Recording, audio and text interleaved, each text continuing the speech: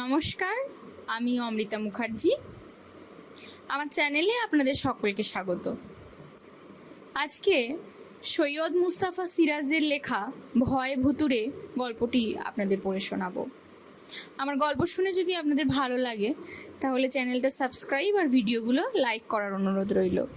তাহলে চলুন শুরু করা যাক আজকের গল্প। খবরের কাগজে একটা বিজ্ঞাপন বেরিয়েছিল, বড় অদ্ভুত বিজ্ঞাপন। সস্তায় ভূত কিনুন, বাচ্চা ভূত মাত্র 50 পয়সা, ধেড়ে ভূত মাত্র 1 টাকা। জাল ভূত নয়, একেবারে আসল ভূত, ভেজাল প্রমাণে দ্বিগুণ মূল্য ফেরত। ভূতনাথ অ্যান্ড কোং, 1-1 কালোবাজার স্ট্রিট, লালবাজারের উল্টো দিকে, কলিকাতা।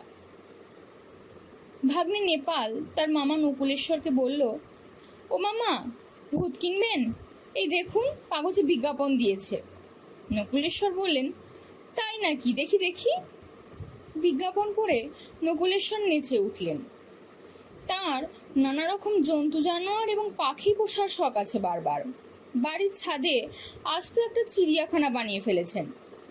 সেখানে এখন বাঘ ভাল্লুক না থাকলেও ছোট ছোট জন্তু অনেক আছে। বাঘ ভাল্লুক একসময় ছিল, তাদের খোরাক জোগাতে না পেরে সার্কাস কোম্পানিকে বেচে দিয়েছিলেন। এখন আছে গোটা 2 খরগোশ, একটা হরিণের বাচ্চা, একটা খ্যাঁকশিয়াল, একটা ভোঁদর, 2টো বেজি আর 5টা গিনিপিগ। পাখিও আছে কয়েক রকম। মামা ভাগ্নে তাদের নিয়েই থাকেন।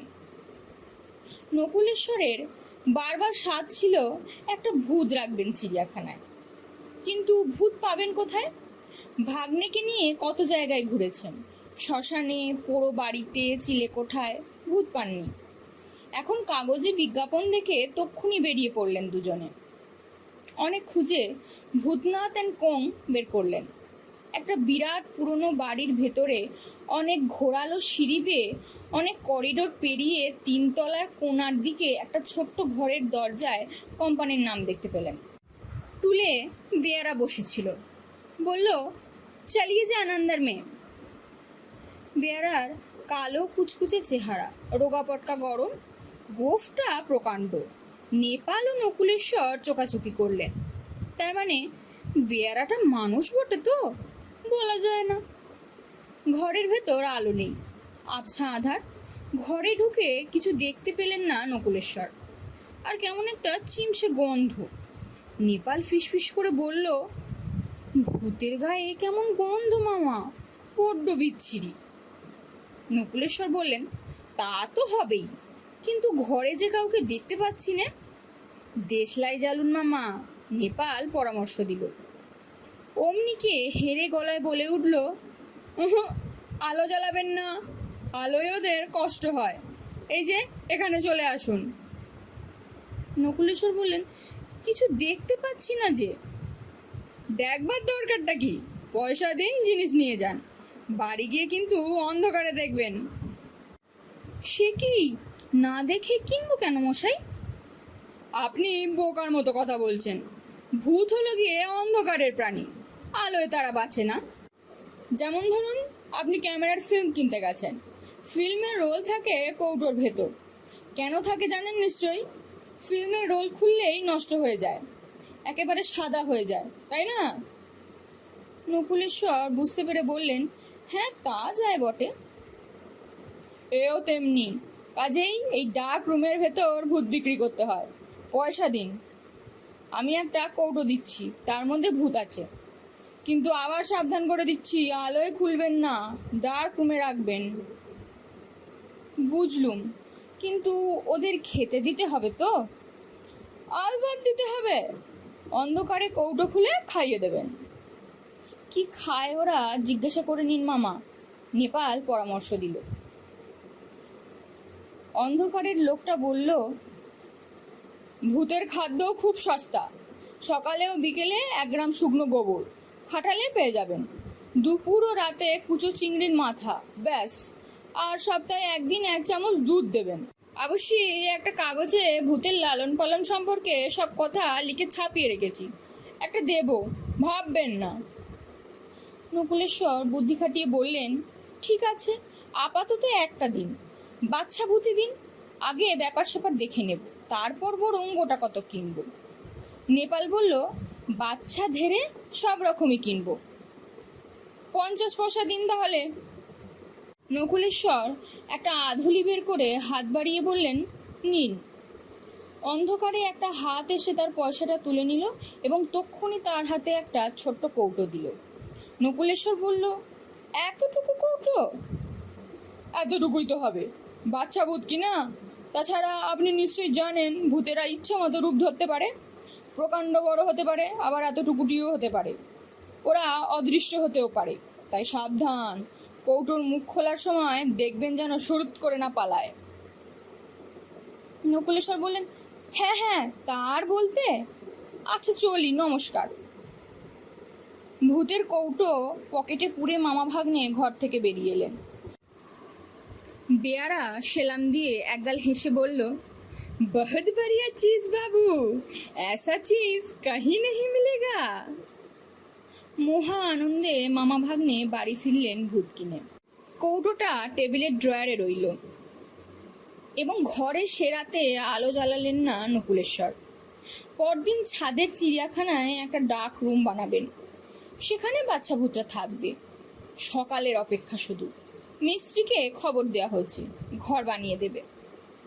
রাত দুপুরে হঠাৎ শোনেন ড্রয়ারের ভেতর কৌটোটা খুব লাফালাফি জুড়ে দিয়েছে যেন। পাশের ঘর থেকে ভাগ্নে নেপালকে ডাকলেন।